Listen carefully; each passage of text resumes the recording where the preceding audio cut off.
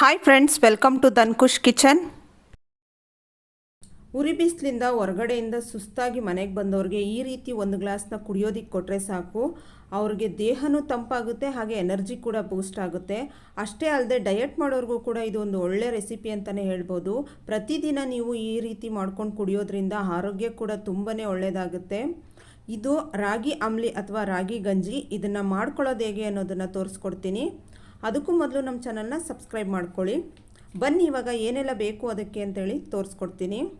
1 ಕಪ್ಪಷ್ಟು ನಾನು ರಾಗಿ ಹಿಟ್ಟನ್ನ ತೊಗೊಂಡಿದ್ದೀನಿ, 1 ಕಪ್ಪಷ್ಟು ಮೊಸರನ್ನ ತೊಗೊಂಡಿದ್ದೀನಿ, ಹಾಗೆ ಒಂದು ಅರ್ಧ ಕಪ್ಪಷ್ಟು ಈರುಳ್ಳಿನ ಹಚ್ಚಿಟ್ಕೊಂಡಿದ್ದೀನಿ, ಒಂದು ಸಣ್ಣದಾಗಿ ಹಚ್ಚಿಟ್ಕೊಂಡಿರುವಂಥ ಹಸಿರು ಮೆಣಸಿನ್ಕಾಯಿ, ಅದು ಪ್ಯೂರ್ಲಿ ಆಪ್ಷನಲ್, ಬೇಕಂದರೆ ಯೂಸ್ ಮಾಡಿ, ಹಾಗೆ ಕೊತ್ತಂಬರಿ ಸೊಪ್ಪು. ಇಷ್ಟೇ.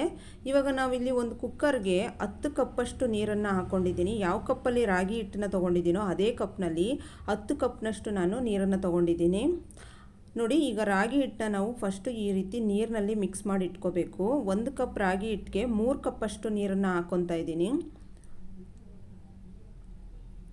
ಇದನ್ನು ಚೆನ್ನಾಗಿ ನಾವು ಮಿಕ್ಸ್ ಮಾಡಿ ಮೊದಲೇ ಇಟ್ಕೊಳ್ಳೋದ್ರಿಂದ ಗಂಟಾಗಲ್ಲ. ನೀರಿಗೆ ಹಾಕಿದಾಗ ನಾವು ಅದನ್ನು ಹಾಗೇ ಹಾಕಿದ್ರೆ ಗಂಟಾಗ್ಬಿಡುತ್ತೆ. ನೋಡಿ, ಈ ರೀತಿ ಚೆನ್ನಾಗಿ ಮಿಕ್ಸ್ ಮಾಡಿ ಇಟ್ಕೊಳ್ಳಿ. ಇದನ್ನು ಹೀಗೆ ಸೈಡಲ್ಲಿ ಇಟ್ಬಿಡೋಣ. ಇವಾಗ ನೋಡಿ, ನೀರು ಚೆನ್ನಾಗಿ ಕುದೀತಾ ಇದೆ. ಈ ರೀತಿ ಕುದಿಬೇಕಾದ್ರೆ ಇದಕ್ಕೆ ಸ್ವಲ್ಪ ಉಪ್ಪನ್ನು ಕೂಡ ಸೇರಿಸ್ಕೊತಾ ಇದ್ದೀನಿ. ಉಪ್ಪನ್ನು ನೋಡ್ಕೊಂಡು ನೀವು ನಂತರ ಕೂಡ ಸೇರಿಸ್ಕೋಬೋದು. ನೋಡಿ, ಈ ರೀತಿ ಮಿಕ್ಸ್ ಮಾಡಿ ಇಟ್ಟಿರುವಂಥ ರಾಗಿ ಹಿಟ್ಟನ್ನ ಇದರಲ್ಲಿ ಹಾಕ್ಕೊಬೇಕು. ಹೈ ಫ್ಲೇಮ್ ಇಟ್ಕೊಂಡೇ ಹಾಕ್ಕೊಳ್ಳಿ, ಏನು ತೊಂದರೆ ಇಲ್ಲ. ಯಾವುದೇ ರೀತಿಯಾದಂಥ ಗಂಟು ಕೂಡ ಆಗೋದಿಲ್ಲ. ಈ ರೀತಿ ಚೆನ್ನಾಗಿ ಮಿಕ್ಸ್ ಮಾಡ್ಕೊಳ್ಳಿ. ಈ ರೀತಿ ಮಿಕ್ಸ್ ಮಾಡಿ ಇವಾಗ ಇದನ್ನು ಕುದಿಲಿಕ್ಕೆ ಬಿಡಬೇಕು. ನೋಡಿ, ಈ ರೀತಿ ನೊರೆಯಾಗಿ ಮೇಲೆ ಉಕ್ಕಿ ಬರುತ್ತೆ. ಮೇಲೆ ಉಕ್ಕಿ ಬರೋವರೆಗೂ ನಾವು ಹೈ ಫ್ಲೇಮ್ನಲ್ಲಿ ಇಟ್ಕೊಂಡಿರಬೇಕು. ಇದು ಚೆನ್ನಾಗಿ ಕುದೀತಾ ಇದೆ. ಈ ರೀತಿ ಚೆನ್ನಾಗಿ ನೊರೆಗಟ್ಟಬೇಕು. ಇವಾಗ ಈ ರೀತಿ ಒಂದು ಸಲ ಚೆನ್ನಾಗಿ ಮಿಕ್ಸ್ ಮಾಡಿಕೊಂಡು ಇದನ್ನು ಲೋ ಫ್ಲೇಮಲ್ಲಿ ಇಟ್ಕೊಂಡಾದರೂ ಬೇಯಿಸ್ಕೋಬೋದು, ಅಥವಾ ಐ ಫ್ಲೇಮಲ್ಲಿ ಇಟ್ಕೊಂಡಾದರೂ ಬೇಯಿಸ್ಕೋಬೋದು. ಐ ಫ್ಲೇಮ್ ಇಡೋದಾದರೆ ನೀವು ಅಲ್ಲೇ ಈ ರೀತಿ ತಿರುಗ್ಕೊಂಡು ನಿಂತ್ಕೋಬೇಕು. ಬೇರೆ ಕೆಲಸ ಇದ್ದರೆ ನೀವು ಲೋ ಫ್ಲೇಮಲ್ಲಿ ಇಟ್ಕೊಂಡು ಕೂಡ ಮಾಡ್ಕೋಬೋದು, ಆದರೆ ಮಧ್ಯ ಬಂದು ಈ ರೀತಿ ಕೈ ಆಡಿಸ್ಕೋಬೇಕು. ಈ ರೀತಿ ಒಂದು 5 ರಿಂದ 10 ನಿಮಿಷ ಮಾಡಿಕೊಂಡ್ರೆ ಸಾಕು. ನೋಡಿ, ಈ ರೀತಿ ಪ್ಲೇಟ್ನ ಮಾತ್ರ ಯಾವ ಕಾರಣಕ್ಕೂ ಮುಚ್ಚಿಡಬೇಡಿ.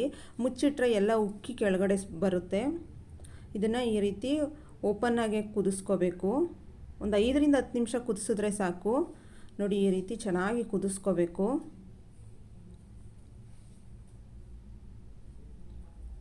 ಇದನ್ನು ನೀವು ಪ್ರತಿದಿನ ಕೂಡ ಸೇವಿಸ್ಬೋದು. ಇದನ್ನು ಬೆಳಿಗ್ಗೆ ನೀವು ಬ್ರೇಕ್ಫಾಸ್ಟಿಗೆ ಬೇಕಾದ್ರೂ ತೊಗೋಬೋದು, ಅಥವಾ ಸಂಜೆ ಟೈಮ್ ಕೂಡ ಇದನ್ನು ಸೇವಿಸ್ಬೋದು. ನೋಡಿ, ಇವಾಗ ಇದಾಗಿದೆ. ಇದು ಪೂರ್ತಿಯಾಗಿ ತಣ್ಣಗಾಗ್ಲಿಕ್ಕೆ ಬಿಡಬೇಕು. ನಿಮ್ಗೆ ಎಷ್ಟು ಕನ್ಸಿಸ್ಟೆನ್ಸಿ ಬೇಕೋ ಅಷ್ಟು ನೀವು ಅಡ್ಜಸ್ಟ್ ಮಾಡ್ಕೋಬೋದು. ಗಟ್ಟಿ ಆದರೆ ಸ್ವಲ್ಪ ನೀರನ್ನು ಸೇರಿಸ್ಕೋಬೋದು, ಅಥವಾ ತೆಳುವಾದರೆ ಸ್ವಲ್ಪ ಹೊತ್ತು ಕುದಿಸ್ಕೋಬೋದು. ನೋಡಿ, ಇವಾಗ ಇದಾಗಿದೆ. ನಾನು ಸ್ಟವ್ ಆಫ್ ಮಾಡಿ ಇದನ್ನು ಪೂರ್ತಿ ತಣ್ಣಗಾಗ್ಲಿಕ್ಕೆ ಬಿಡಬೇಕು. ಈ ರೀತಿ ಸ್ವಲ್ಪ ಓಪನ್ ಮಾಡಿ ಮಧ್ಯ ಇದನ್ನು ಕೈಯಾಡಿಸ್ತಾನೆ ಇರಬೇಕು.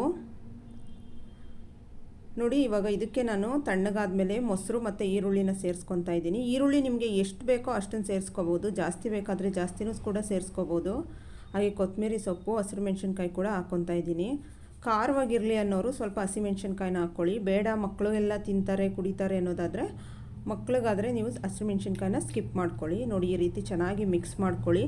ನೀವು ಮಜ್ಜಿಗೆನೂ ಕೂಡ ಯೂಸ್ ಮಾಡ್ಬೋದು. ಮಜ್ಜಿಗೆನ ನೀವು ಯೂಸ್ ಮಾಡೋದಾದರೆ ಸ್ವಲ್ಪ ನೀವು ಗಟ್ಟಿಯಾಗೆ ಮಾಡ್ಕೋಬೇಕು, ಇಲ್ಲಾಂದರೆ ತುಂಬ ತೆಳುವಾಗ್ಬಿಡುತ್ತೆ. ನೋಡಿ, ಈ ಕನ್ಸಿಸ್ಟೆನ್ಸಿ ಇದ್ದರೆ ತುಂಬಾ ಚೆನ್ನಾಗಿರುತ್ತೆ.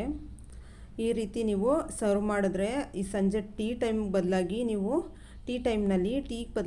ಈ ರೀತಿಯಾದಂಥ ರಾಗಿ ಅಂಬ್ಲಿ ಅಥವಾ ಗಂಜಿನ ಮಾಡಿಕೊಟ್ರೆ ದೇಹ ತಂಪಾಗುತ್ತೆ. ಈ ರೀತಿ ಸೆಕೆಗಾಲದಲ್ಲಂತೂ ತುಂಬಾ ಒಳ್ಳೆಯದು. ಈ ವಿಡಿಯೋ ನಿಮ್ಗೆ ಇಷ್ಟ ಆಗಿದೆ ಅಂತ ತಿಳ್ಕೊತೀನಿ. Thanks for watching.